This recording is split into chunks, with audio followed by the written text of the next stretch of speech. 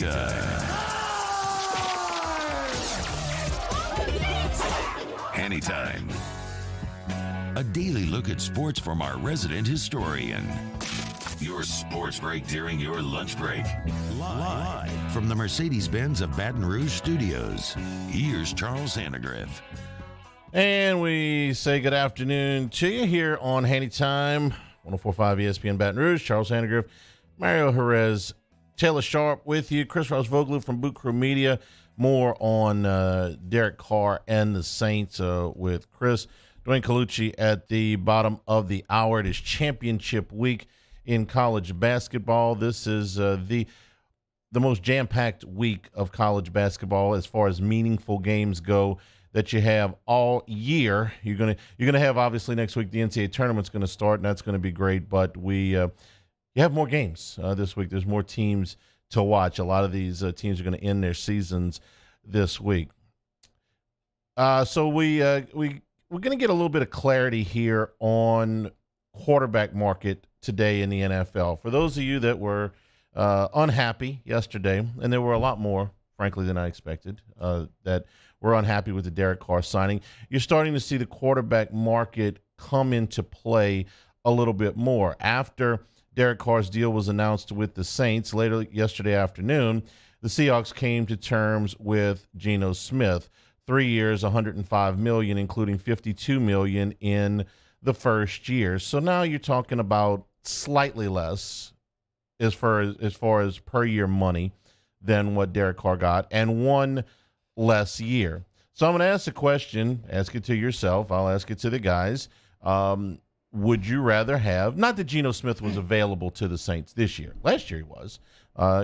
This year's version of Geno Smith might be Jacoby Brissett, might be Baker Mayfield. How do we feel about Geno Smith at this time last year? I can tell you how I felt about Geno Smith at this time last year. I said, I can remember exactly what I said. Couldn't have been more wrong, okay? I said, this is how you tank, okay? The Seahawks are tanking. They want a high pick for a quarterback next year. So they won't try to improve their quarterback situation at all.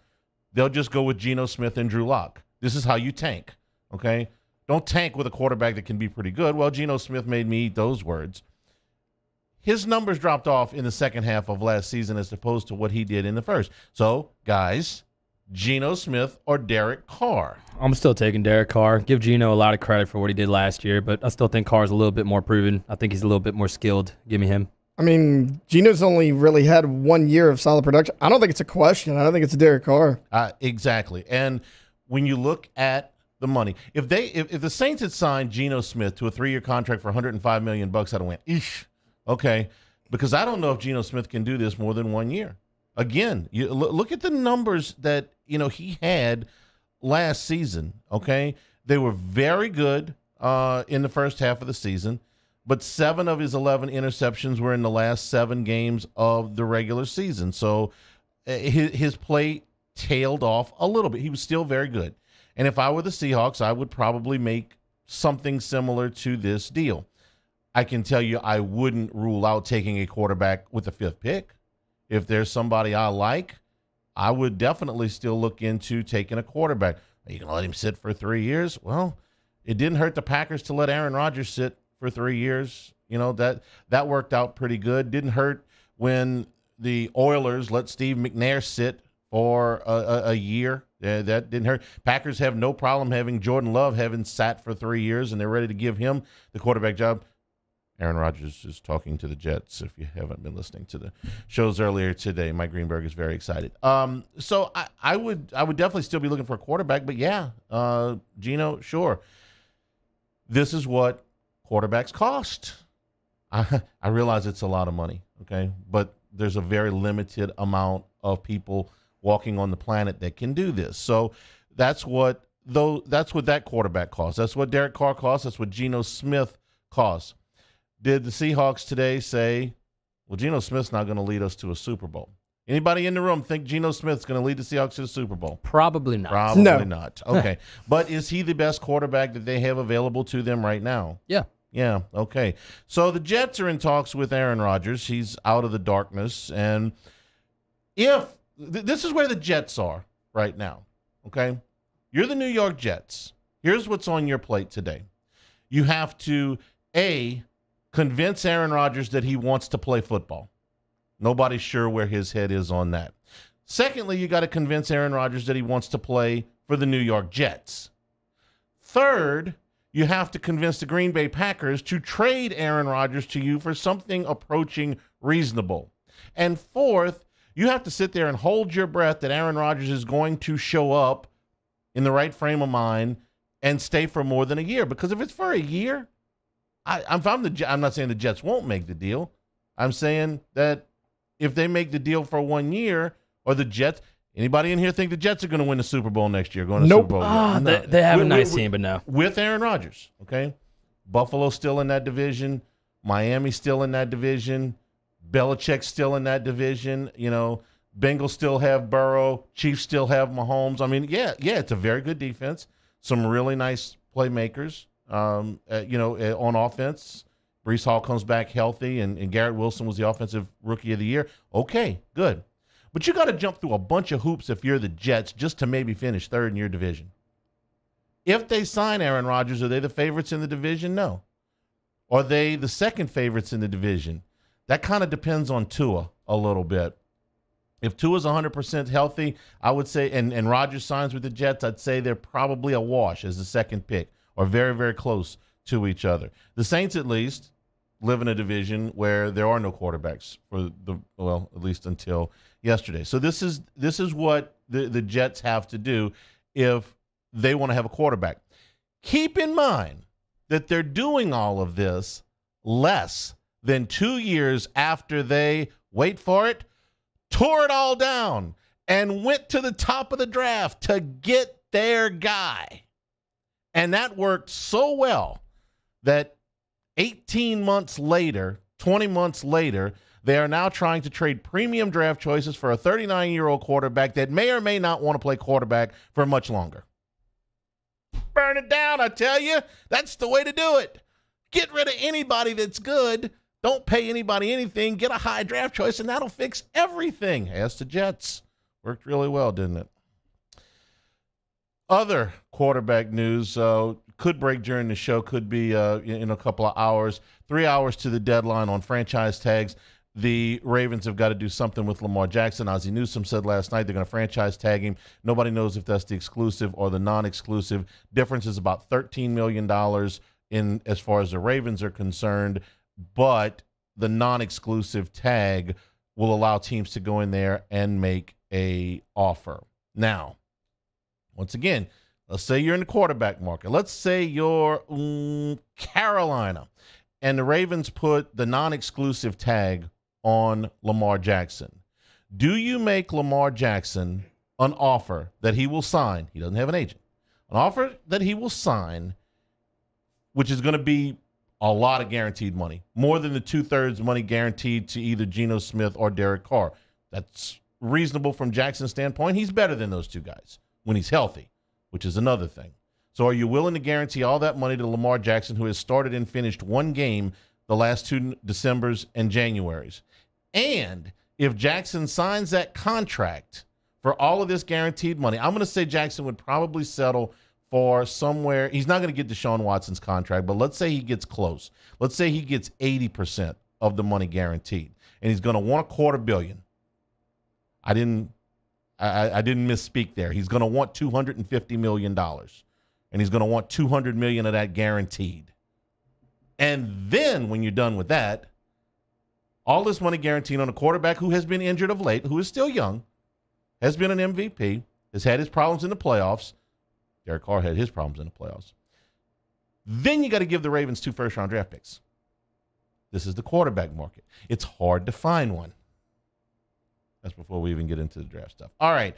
LSU last night, another run rule win, 11-0 against Butler.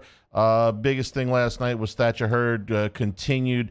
Rocky first outing against Southern. Southern, really good outing against Texas last week. A dazzling outing last night, 6 innings, 3 hits, 1 walk, 11 strikeouts. Jay Johnson on Thatcher Hurd taking the mound last night against Butler. Really good performance. That's pitching. What you saw tonight is pitching. 4 pitches for strikes, and execution and poise and command, and yeah, that was impressive. All right, so they started him on a Tuesday, then they started on a Monday. They're going to start on Sunday next week, I would think, in the final weekend against Samford. That would make a logical progression to get him on never really compromised rest into the Southeastern Conference rotation for the opening weekend of SEC play.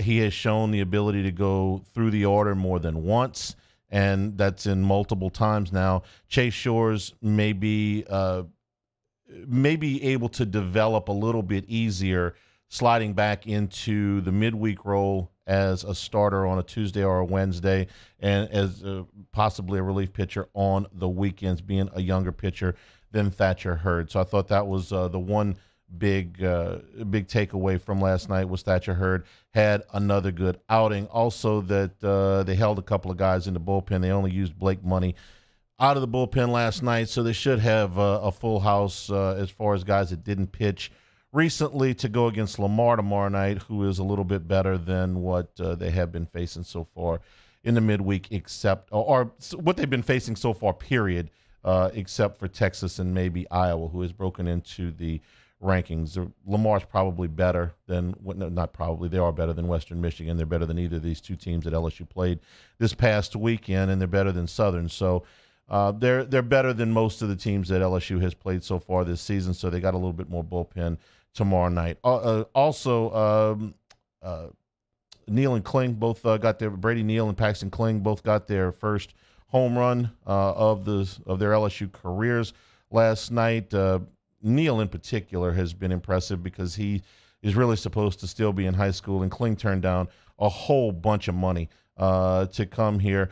Jay Johnson talked about his two freshmen in the night that they had. Man, they are great players, great talents, which you can see. This is a big jump from high school baseball to this. It's the biggest jump they're ever going to make in their life in terms of one level of baseball to the next. And, I mean, you see how talented they are because they're making it look easy in a way. And I think that has more to do with their character than just their talent. I mean, those two are pretty awesome human beings, and they're making a positive impact, with their play, obviously, but they're making a real positive impact on being really good people and working hard and being coachable and, being in the right frame of mind. And then, you see their talent come out that way. So really, I love the group. About as good as you could ask for. We obviously had to work hard to get those guys through the Major League Baseball draft to get here, and sure glad we did. Complementary pieces on this team. They will later in their LSU careers be leaders. I feel very confident about that. The other thing, no errors again last night for LSU. The defense has taken a really nice step in the first dozen games of this year compared to where they were a year ago. Take a break. Chris Rosvoglu from Boot Crew Media. When we come back, we're talking Derek Carr, Saints football, and what the next move is for New Orleans. That's next. Is Hanny Time, 104.5 ESPN Baton Rouge. Our listeners fire up their opinions on the jimsfirearms.net hotline at 499-1045. Keep listening for your next chance to shoot us your thoughts with the jimsfirearms.net hotline on 104.5 ESPN Baton Rouge.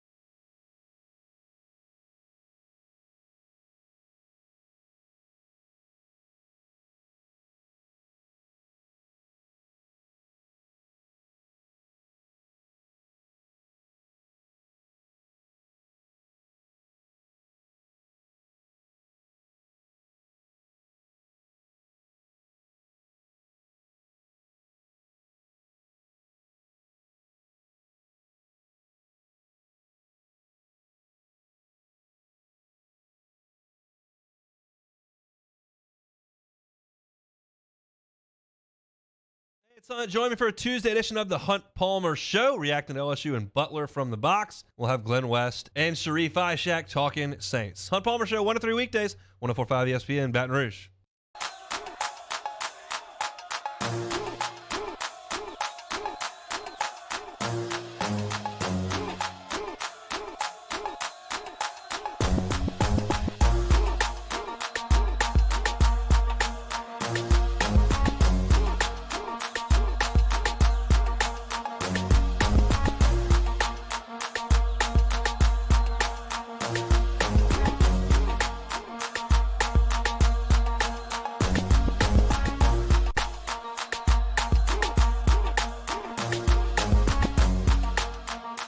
This is Hanny Time with Charles Hannegriff on 104.5 ESPN Baton Rouge. Chris Rosvoglu from Boot Crew Media is set to join us here. We're going to talk about Derek Carr. Something in the Bayou Ford chat that Cortland Jacobs says, I see only two, telling me that I only see two options, Carr or tanking. Actually, no. We've been through the other options. We talked about Jimmy Garoppolo and how his availability is sketchy. He misses a lot of time. We talked about Baker Mayfield. He's going on Team 4. We talked about Sam Darnold. We talked about Jacoby Brissett. We talked about Carson Wentz. I mean, these are the guys that are available to you. You don't have the draft capital to get up and get one of the top 4 quarterbacks in the draft. Yes, you could draft a Hendon Hooker or, a Jake Hayner somewhere in the draft, a kid from Fresno State that, turned a lot of heads at the Senior Bowl. They all present some type of question marks. I just went through, in fact, not only do I not consider those the only two options, we've spent a lot of time talking about what the other options are, and none of them are particularly appealing. Bringing Andy Dalton back is another option to start, the season as your number one. Jameis Winston is still under contract. They decided not to go in another direction there. Tell me who else. You want to make a play for Aaron Rodgers? I just told you what he costs. You want to hope that Baltimore doesn't exclusively franchise tag Lamar Jackson. I just told you what he cost. I just told you what Geno Smith cost. Not that he was ever really an option. Daniel Jones has got a decision to make. The Giants and Daniel Jones have got a decision to make by 3 o'clock this afternoon. That's not really, it's something else. Every one of these things comes with risk. Carr, to me, comes with less risk than most of the other options, and it's something that the Saints can afford to do. I understand that there may be a limited amount of upside with Carr. He's not Mahomes. He's not Burrow. He's not Allen. He's not Herbert. I get it. And I don't have one of those people available to me. And going. I think was it Jacob or T-Bob this morning that says it's kind of like buying a house. I got to live somewhere. Somebody's got to play quarterback, and I just gave you the cautionary tale of the Jets or Washington when they went all in for RG3 or any of these teams, Baker Mayfield or Kyler Murray. Tank, go to the top of the draft, get a quarterback. All your problems are solved. They're not. You might get in there the year it's Lawrence. You might get in there the year it's Burrow. But it's a 50-50 crapshoot at best. We did this all yesterday. We went through the top quarterbacks. Who would you take? My panel over here took 40%, 45%, because they were split on Lamar Jackson, on who you bring in. I mean, I would love to call the Bengals and say, we'll give you our next 10 drafts for Joe Burrow. They'd hang up the phone. Let's bring in Chris Rosvoglu from Boot Crew Media. A lot of opinions on the Derek Carr signing. Chris, first of all, thanks for joining us. And what's yours? Yeah, look, I'm going to keep it consistent with, the way I felt about it the entire time. And that's, I think for the Saints, this was the best realistic option on the table. I know that, you'll see over the next couple of weeks, there'll be rumors about Rodgers. There'll be rumors about Lamar. Neither guy was ever really in play for a team like this. So the next best option and the most realistic one was easily Derek Carr. And I think so much stock gets put into the way he played last year, but I still think that he is a very solid veteran quarterback. He's going to have a lot of support. And I do think from a schematic standpoint, this is a good fit for him. So I really, overall, I definitely think there's way more pros than there are cons with this signing. The Saints, had they not signed Derek Carr, they were moving to Jimmy Garoppolo, correct? That seems to be the consensus, that if it wasn't one veteran quarterback, it was going to be another. It definitely feels that way, and I think, for the Saints, I almost kind of feel like that's also why they were just so kind of hell-bent on getting Derek Carr, because the other options out there weren't nearly as appealing to them. But I do think, though, that was the case because Jimmy Garoppolo, for a lot of teams, has kind of been considered their fallback option. I'd imagine if, let's say, the Jets missed on Rodgers, he'd probably be their fallback option as well. So there's definitely a lot of signs to point to, if they did miss on Derek Carr, they'd probably look at Jimmy G, and he wouldn't be nearly as expensive, but he also isn't nearly as durable, and that would have been a concern. I hear this a lot, and I want your opinion on it because I've certainly given mine, which is that the Saints should go into a full rebuild and cut a bunch of people. Now, listen, as much as I would like to see them get salary cap compliant, the Saints don't do it that way. And honestly, there's very few scenarios that's worked out for other teams where they just, hey, strip it down to the bare, to the studs and start over.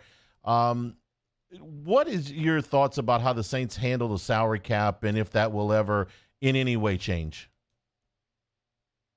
Yeah, there's so much talk about like what they do is reckless and it's the wrong way. And look, I think for the Saints, if they're not winning a division title next year, if they're not a playoff team, you're definitely looking at this situation and you're going, okay, they really miscalculated. But the way I look at it is they have so many contracts right now that the way they're structured, it doesn't really make sense to cut all these guys and try and get, completely cap compliant. Well, let's say the Buccaneers. The Buccaneers are kind of taking their medicine now in hopes of being better in 2024, 2025.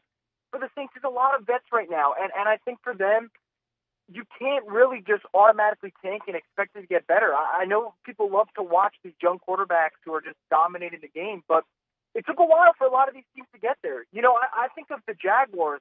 How bad were the Jaguars for the last 15, 20 years before you finally get a Trevor Lawrence? And I'll think even about the Jets, who, were also in the Derek Carr sweepstakes. They had a chance for Darnold, was considered a top 3 prospect. That didn't work out. They get Zach Wilson, a top 2 prospect at the quarterback position. That hasn't worked out. So it's not as simple as you get cap compliant, you get towards the top of the draft order, and you hit on these picks. There's just no certainty. So I think while the Saints, with you, I agree. I'd love them to be closer to the cap than they are every year. But at the same time, you know what? I can't fault them for always going forward, and I think there's something admirable about that. I'd say I'd take my medicine if it guaranteed that I would get well, but that seems like a bad analogy to use in today's climate, so I'll move on from that. Michael Thomas is next. They got about a week to decide what they're going to do before a whole bunch of guaranteed money kicks in. What do you think happened? He was on social media yesterday. He likes this move. What do you think the chances are now that Michael Thomas comes to some kind of agreement to get his contract at least team-friendly enough for the Saints to keep him? Yeah, I think the chances absolutely skyrocket right now. For Michael Thomas, if there was no indication that him and the Saints have talked about this, or he doesn't really feel comfortable going back to New Orleans, then why would you, retweet all the posts about Derek Carr coming? And then why would you also, tweet "Thank you, Jesus," which kind of, the timing of it wasn't a coincidence. That came right after the Derek Carr news. Clearly, he's a fan of Derek Carr as opposed to the rest of the Saints quarterback situation there. So I think the chances definitely go up. I think that Michael Thomas has, shown with his recent activity on social media that the door's not closed yet. He made that abundantly clear about a month ago when he said people were kind of writing him off to the Saints, and that's not the case. So I do think it goes up. It's just a matter of, can you find a middle ground? Because I'm sure Michael Thomas deserves an incentive-based contract where if he does play a full 17 games, and, Lord knows that would be great for the Saints, he would deserve a nice payday out of that. But on the flip side for the Saints, they got to get protection for a guy who's only played about 3 games in the last 2 seasons. So we'll see what happens, but I definitely feel a lot better about Michael Thomas coming back today than I would, let's say, a month ago. I think it's at least a 50-50 chance, and honestly, I probably lean more towards him going back to the Saints than him playing elsewhere. Saints have got about a week before the new league year starts next week to get cap compliant. They have moved some money around on contracts for Demario Davis, for Taysom Hill, among others. Between now and when they've got to be in cap compliance, is there anybody that's going to get outright cut, or do you think it's just going to be more restructuring of contracts between now and next week? Yeah, I kind of expect them to go a little bit more with the restructure route. Jameis Winston, you'd imagine he'll hit the open market soon enough. That kind of seems like the writing's on the wall there for him, and hopefully he finds a good landing spot. But other than that, when the Saints rework Michael Thomas, if they were to rework his deal, they basically, essentially, regardless, have to cut the current contract he has right now. So they'll rip that up, and then they'll start over. But that should be able to free up money for them as well. But I don't see any major moves right now to be made in terms of releasing players other than Jameis Winston. If I were Jameis Winston, tell me if this is the craziest idea, and I don't know that I've ever said this before. I would make a beeline for Washington. And I know it's a terrible franchise, but they're just about, ready to get rid of the owner. Washington seems like the one place where there is a genuine quarterback opening that doesn't have an incumbent, and they are not in position to draft one either. There's plenty of places where there's a quarterback opening, but they're in place to draft one. Washington is not. If I'm Jameis Winston, I go to Washington, I go to Ron Rivera and say, I can beat Sam Howell out. Give me a shot. I don't know where he ends up landing, but that would be my first stop if I were him. And I don't ever say that because Washington's as dysfunctional a franchise as there is in sports, but it might be an answer for Winston. Yeah, that actually is a very fascinating spot, and I do agree with you. They're that rare team where you don't expect them to go with the rookie quarterback. It seems like they want to go with Sam Howell, but how viable of an option is that? No one knows. He's only played one game. So I do see that. I also, on the flip side, if Winston wants to be savvy about it, and it's not necessarily about starting week one, the place that I might look at if I'm him is look at Miami. They need a backup quarterback that's going to be superior to what they had last year. And obviously, I'm wishing Tua all the health in the world, but if Tua can't go all 17 games, the idea of Winston kind of throwing deep passes to Tyreek Hill and Jalen Waddle, that kind of fits well with his game. But if you're talking about finding the best spot to start, I agree with you wholeheartedly. I do think Washington would be the place. Now, let me ask you a question about Aaron Rodgers, who's playing footsies with the Jets today. If I were Aaron Rodgers, there's one place that I would want to go. And if there's one team that should want Aaron Rodgers, I can tell you that I just want your opinion on this. Why are the San Francisco 49ers not taking a look here? San Francisco's got two viable quarterbacks for the future, but they don't know if either one of them is going to be healthy and ready to go this year. They are the one team that has got a ready-made Super Bowl roster that just lacks a quarterback. And maybe Lance will be back and he'll be healthy and good, and maybe Purdy will be back and he'll be healthy and good, but they don't know that. Rodgers has got maybe 1 year left in him. He could be persuaded to go there. He's got offensive weapons galore. For the 49ers, they go and say, we trade a first-round pick to the Green Bay Packers for Aaron Rodgers. We are the favorites in the NFC, and we have as good a chance to win a Super Bowl as we will ever have. Why hasn't that deal come up?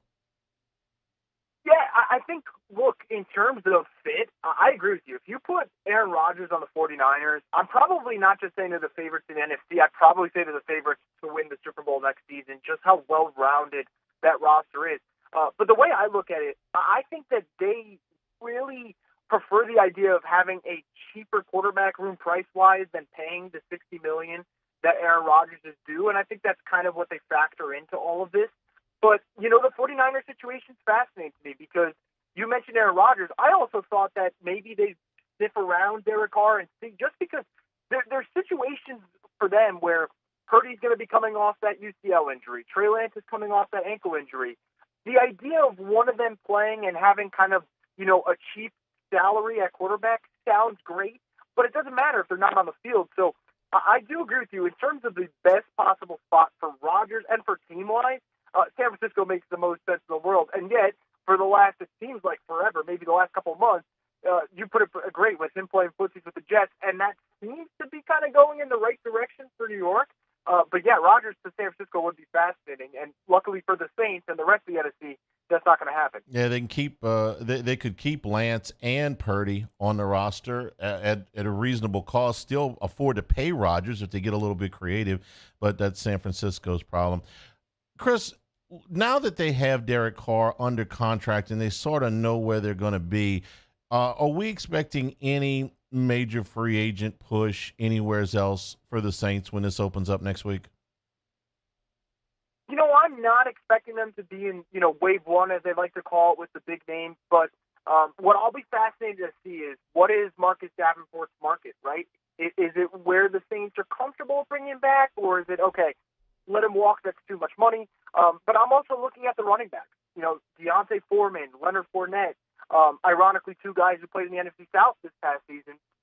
I think for the Saints, those are guys you look at because if you can acquire them, then maybe it makes the need for running back not as dire in maybe round one, but maybe round two, round three of the draft, you can go get maybe a Tyjae Spears, or if a Jahmyr Gibbs from Alabama falls to round two, maybe that's your guy that you take. So I would look at them to do what they usually do.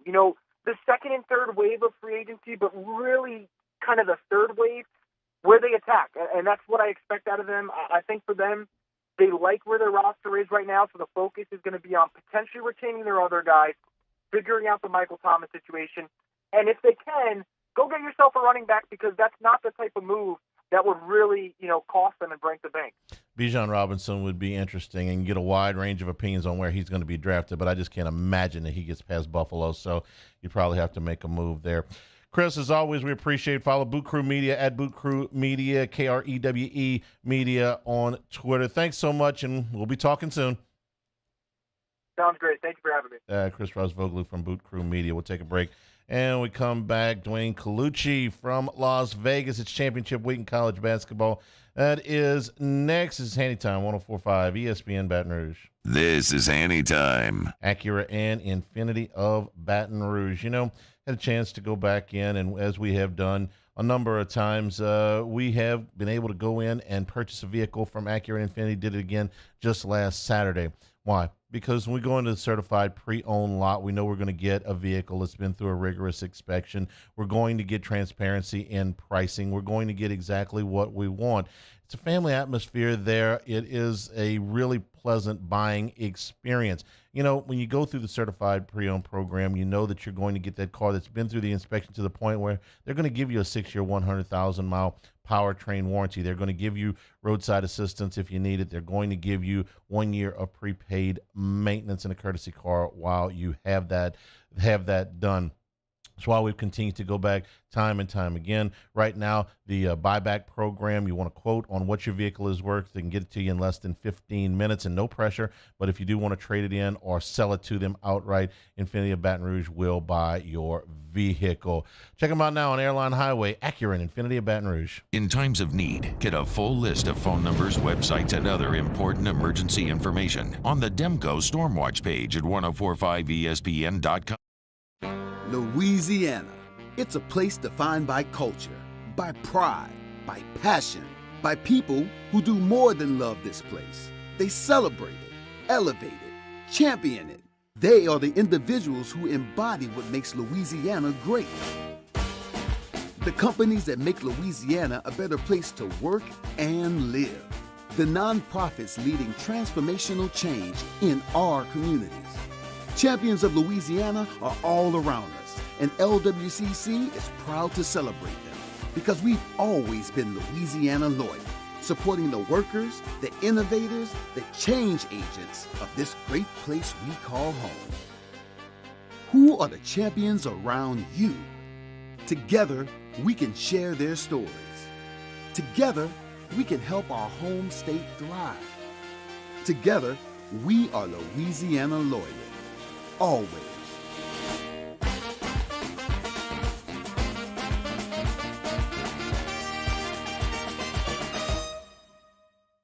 Gulf Coast Office Products is a nationally recognized Savin office equipment dealer based right here in Louisiana. Over 100 employees strong, Gulf Coast has the boots on the ground to support all vertical markets from education, engineering, legal, and finance. With the latest in office technology from desktop to production segment units, Gulf Coast and Savin have the perfect fit for you. Call 225-756-2644. That's 756-2644 for Gulf Coast Office Products. At Auctioner, we know healing is a team sport. That's why we've partnered with world-renowned orthopedic surgeon Dr. James Andrews to create the Ochsner Andrews Orthopedics and Sports Medicine Institute. Whether you're a professional athlete or a weekend warrior, our team of specialists are dedicated to getting you back in the game. So whatever your reasons are for reaching your personal best, we've only got one: you. Ochsner Andrews Institute. Long live you. Hi, I'm Brandon Landry, founder and CEO of Walker. Hi, my name is Dr. Craig Green. This is Ryan Terrio with HUDCORoofing.com. Hey, it's Matt Moscona. No matter how big your commercial roofing job, HUDCO can help. My patients come to me because they trust that I can get the job done at a high level. Ryan Terrio and Richard Tilley have the same level of trust when it comes to roofing. If you have a roofing issue, call HUDCO Roofing. Give us a call, 364-1007, and we'll come to your house and give you a free inspection. I had to leave my parents. I had to move schools. I don't know anyone here. Everything keeps changing. Why is this happening to me? I'm sure glad you're here. Matt Moscona inviting you to join us for Tuesday's AFR. More reaction to the Derek Carr signing with the New Orleans Saints. We'll recap LSU Butler in baseball and Pels Hoops. Join us for Tuesday's AFR, 3 to 6, 104.5 ESPN Baton Rouge.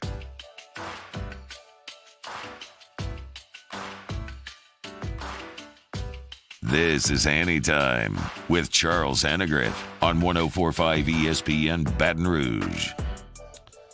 Dwayne Colucci out at the South Point and the Rampart is bracing himself. No, not for championship week, not for the NCAA tournament, but for the arrival of Jimmy Ott for the rest of the week. Starting tomorrow. Colucci, you ready? As a horn. Do I have a choice, Charlie? No, you don't. It's not like I have a choice. Correct. I say that a lot when it comes to doing shows with Jimmy. It's like, well, you know what? Hey, we got to talk about this game because that's what that's what's next on our agenda. Hey, but he's going there. It's kind of the hidden. We talked about it as a hidden gem.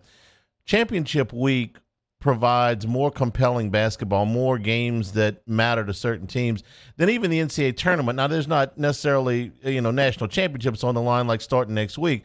But Kaluch, what is this week like in Vegas for those that haven't experienced? Because everybody's next week will be down to 68 teams, but this week everybody's playing. Yeah, definitely. And you have a lot of these tournaments that are taking place right here in Las Vegas. You have the Orleans Arena is fired up tonight with Gonzaga and St. Mary's. That's going to be just a huge game. The facilities out here have definitely improved, and that's why you see we have Michelob Ultra Arena, which is hosting, the Western Athletic Conference, and we have several others that'll be at T-Mobile, and you know how it is. Everybody's going to be supporting the Rebels. Not sure that they're going to have to win their conference tournament to get in, but this is an incredible atmosphere, Charlie. Definitely action-packed, and these games mean way more than a single elimination tournament. And I know it's hard to, fathom that and hard to listen to that, but a lot of these teams sneak in. You get some of these oddball teams that could win their conference tournament, and before you know it, they're making noise in the field of 64 or 68 now. So definitely it's a great feeling to be a bookmaker and a great time of the year here in Las Vegas. And like I said, you have several of these conference tournaments taking place right here, which only adds to the action, the handle, and everybody's perception of college hoops. Familiarize me with Michelob Ultra Arena. What did that used to be, or did they build that? Well, that's sort of a new facility. They change the names of these facilities constantly. So, it's hard to keep up out here. But it's a newer facility. It's not like the Orleans Arena or Thomas M. Mack. T-Mobile is also new. We know about that. Definitely only 5-6 years it existed. So a lot of these facilities are new and improved. And, some of them just changed their name, Charlie. But definitely we have tons of action-packed basketball to look forward to here. And like I said, tonight's big, heavy-hitting matchup at the Orleans Arena, we have Gonzaga -2.5 currently at the Rampart and South Point, and that's going to be a huge, major attraction. Naturally, then we have the Mountain West Conference that kicks off tomorrow, the first round at Thomas M. Mack. T-Mobile has the Pac-12. That's tomorrow as well. So it doesn't stop. I mean, it's nonstop, and we are now on the map, Charlie, as a major sports town. And not that we haven't been. It's been a major gambling town. We all know that. But now you see support for teams like the Golden Knights, the Raiders, etc. And a lot of these, colleges pack these stands with a lot of boosters and a lot of family and friends. So it's going to be an exciting time. Gonzaga and St. Mary's, I watched all of both of the first two games they played, and they split in the regular season. These teams don't like each other. These coaches don't like each other. Who do you like tonight in the game? I'll be honest, it's very difficult. I mean, these two teams this year are very evenly matched. I mean, you could just tell by the KenPom ratings when you look at it. They're so closely knit. Yankees is actually a 7, whereas Gonzaga is a 10. Now, Gonzaga won the last matchup, but like you said, they split in the regular season. It's going to be very, very exciting. I kind of would take the points here. I would look at St. Mary's plus the 2.5. That's my initial feeling. I think they might be ready to turn the corner and be the best team in that conference. What about futures odds for conference tournament winners? Anything catch your attention? A really nice price on a team that's playing well or a team that's maybe a little bit undervalued? Well, I always love the Big East, and I look at the Big East tournament, and, we have Creighton at 5-2, and I think they have a weak half of a bracket. They're avoiding the big teams, and they could definitely get to the finals. So I think I would grab that 5-2 as quick as possible because of the way their bracket sets up. There is tons of value, I'll be honest with you, Charlie. You look across the board, outside of maybe the Pac-12, because we get so much action on UCLA, Arizona, and USC. Maybe Arizona State at 20-1 as an outside chance. They definitely want to play, and, they're somewhat of a bubble team, so you have to be careful there.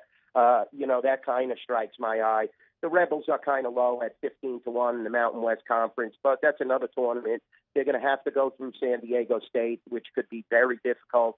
Have a few other teams like New Mexico and Utah State, Boise State, that have played better basketball than the Rebels this year. So I really wouldn't recommend, a standout flyer on that. There's several teams. We have them all up, I'll be honest with you, Charlie, whether it's the Metro Atlantic, Mid-American, Conference USA, we got them all. And how great was that Houston-Memphis game over the weekend? They're going to go at it. So, maybe Memphis has a chance at 9-2. You never could tell. So keep your eye on that as well. It was a terrific ball game. Not so much if you had Houston minus the 4. You were hoping for overtime, but they hit the shot at the horn to win that thing. Had Memphis in the first game at Houston. They were catching, I want to say it was 11 or 12 in that game, and they were able to. They didn't win, but they covered. One of the teams we're looking at, and the guy that does the show behind me, Hunt Palmer, is going to throw up if he's listening right now. But Texas A&M, because he hates the Aggies. Texas A&M is plus 525 to win the SEC tournament, Kaluch. They've only lost 3 games, all road games, since Christmas. They are, in my opinion, really underseeded because most of the bad things on their resume occurred way, way long time ago, 2.5, 3 months ago. And we just watched them beat the best team in the conference, Alabama. I know it was a home game. It was electrically charged. But plus 525 on the Aggies seems like a decent price to me. Yeah, definitely. We have plus 550 here at the Rampart in South. Even better. So, tell Ott to make a bet. I'm good for it, okay? He'll be here, and I'll be in his ear. But, what you want to, Charlie, you got to hope that they didn't peak too early. Because some of these teams, when they start to really play well towards the middle and the tail end, you still have to go into that conference tournament, and you have a lot of pressure then going into the NCAA just because of the fact, like you said, you're on an immense winning streak. You're knocking off teams in the SEC like Alabama, Kentucky's there, Tennessee's there, Arkansas's there. This is fabulous, this conference. It's going to be very difficult, in my opinion, for A&M to run the table, but they've done it for the last couple of months. So let's see how that plays out. 5.5 to 1, 525 in your neck of the woods. Definitely a good price to win the Southeastern Conference. And they will have to play in Tennessee, though. This conference does their tournament takes place in Bridgestone Arena in Tennessee. Yeah, so let's talk about the Big Ten for just a second, because I'm looking for a price there too, and Purdue just gives me the willies because every game is a nail biter. I realize there'll be a 1 or a 2 seed next week, but I'm not sure if I trust them. So I'm looking for somebody that I can catch a price on that's capable of stringing together multiple victories, and I've settled on 2 teams that I like, at a price. One of them's Indiana at plus 450. The other one is Michigan State. I think either one of these teams could get hot, even though they're not the favorites. Anybody you like in the Big Ten? It's going to be so tough to go against Purdue, I'll be honest with you. I believe 26-5. They played a fabulous, fabulous season. And, to try and catch lightning in a bottle, Indiana could definitely play some good games, Michigan State as well. These teams definitely. But I kind of like Purdue, I have to be honest with you. You drop off tremendously from Purdue on 6 in the KenPom ratings to Indiana at 30. So, that's a tremendous drop-off in my opinion, and rightfully so, because I believe Purdue is so strong and the team to beat in that conference. Also have Michigan hovering around. We'll see how well Juwan Howard coaches them. They're definitely going to be looking to get into the tournament, and they're going to have to win a few games, to solidify position. All right, I got to throw in a little football before we finish. I know the futures market never sleeps with that. So sometime between now and, the end of the day today, we may have some resolution on Aaron Rodgers. What's Aaron Rodgers worth on the futures market? How would he affect the odds of the Jets if he went there? And how would it affect the odds on the Packers if you knew for sure Rodgers wasn't going back? Well, the division is so weak, for the Packers. So it definitely adjusts way more if he stays with Green Bay than if he goes to the Jets, because the Jets, you're still in that division, which is definitely solid with Buffalo and Miami. But I definitely think the difference is more of a factor with the Green Bay Packers, and the adjustments will become more severe. I mean, Minnesota gave up their best defensive player now. Bears just can't win a game. So, when you solidify Aaron Rodgers in that division, it's almost a playoff position. We've seen that it changed last year, but I think the adjustment becomes more of a factor with the Packers than the Jets. The Jets are definitely, offering, though. They want him very badly, especially with Carr off the market. Now, in your neck of the woods, I know you guys are happy with that. So I think finally New Orleans solidifying that quarterback position since Drew Brees left is definitely a major factor when you're talking about NFL futures. But, looking at it, I would definitely say it would affect the Packers, who are right now 30-1 at the Rampart and South Point to win the bowl, the big game. So definitely that would get reined in a lot more. The Jets are also at 30-1. But I think him remaining with the Packers is more of a factor in my bookmaker's opinion. Kaluch, we got about a minute. What's the thought about the game plan for the Raiders, who gave up on Derek Carr? They've got a high pick in the draft. We know what the free agent market looks like. Who's the odds-on favorite to be the quarterback of the Raiders next year?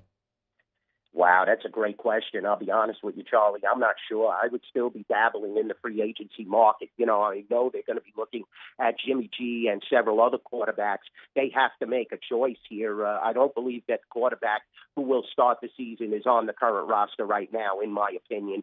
25-1 to win the Super Bowl just because of the fact that they are the Las Vegas Raiders, and we're going to get some unique handle and a lot of handle on them just because of the home team atmosphere. Sure. But I don't believe that the quarterback is on the current roster, Charlie. Make Jimmy behave out there. You guys stay safe, and we'll talk to you on Thursday night. Definitely. Thanks for having me on, Charlie. Always enjoy Kaluch. And have a drink for you. Absolutely. Thanks a lot. Dwayne Kaluch at South Point and the Rampart. We'll come back and wrap things up. This is Hanny Time. 104.5 ESPN Baton Rouge. This is Hanny Time. Big Mike's out in Denham Springs with hot ball crawfish every day. 7 days a week at 11 a.m. They come out. You get your hot ball crawfish. If ball shrimp or more of your preference, Monday nights, all you can eat ball shrimp. starting at 5 o'clock. Happy hour is not just for the weekdays at Big Mike's. $2.25 domestic draft and bottles, $3 Wells, $4 wine from 3 until 7 Monday through Friday, and then all day on Sunday starting at 11 a.m. Hunker down and watch a lot of college basketball this weekend. You can watch NASCAR, you can watch golf. Love it at Big Mike's. Part of the community out in Denham Springs. They include the Denham Springs Hall of Fame. Daily lunch specials and a great atmosphere. Big Mike's, we're kind of a big deal. Our listeners fire off their opinions on the jimsfirearms.net hotline at 499-1045. Keep listening for your next chance to shoot us your thoughts with the jimsfirearms.net hotline on 1045 ESPN Baton Rouge. I had to leave my parents. I had to move schools. I don't know anyone here. Everything keeps changing. Why is this happening to me? I'm sure glad you're here. Change a child's story. There's a child in foster care waiting for a volunteer like you. Bayou Chrysler Dodge Jeep Ram has $10,000 off new 2022 Ram 1500s. 2022 Ram 1500 trucks on our lot now with $10,000 off MSRP. All new Bayou vehicles come with a 1 million mile warranty. If you need sales or service, the crew at Bayou is going to do right by you.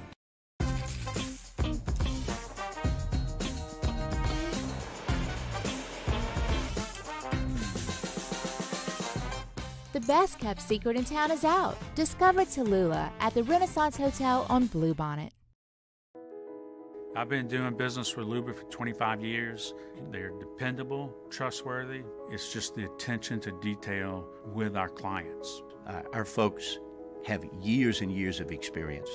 They're highly trained professionals. But many companies have that asset. What I'd like to think makes Luba a bit different is that we use those talents in a way that truly is dedicated to serving the needs of the folks who depend on us. Louisiana. It's a place defined by culture, by pride, by passion, by people who do more than love this place. They celebrate it, elevate it, champion it. They are the individuals who embody what makes Louisiana great. The companies that make Louisiana a better place to work and live. The nonprofits leading transformational change in our communities. Champions of Louisiana are all around us, and LWCC is proud to celebrate them because we've always been Louisiana loyal, supporting the workers, the innovators, the change agents of this great place we call home. Who are the champions around you? Together, we can share their stories. Together, we can help our home state thrive. Together, we are Louisiana loyal. Always.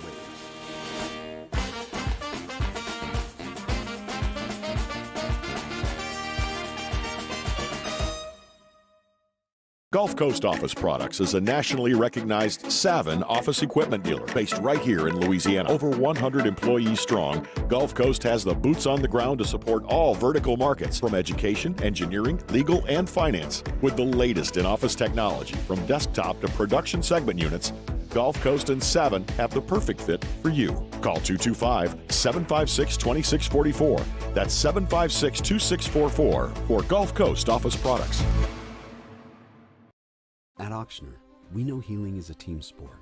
That's why we've partnered with world-renowned orthopedic surgeon Dr. James Andrews to create the Ochsner Andrews Orthopedics and Sports Medicine Institute. Whether you're a professional athlete or a weekend warrior, our team of specialists are dedicated to getting you back in the game. So whatever your reasons are for reaching your personal best, we've only got one: you. Ochsner Andrews Institute. Long live you.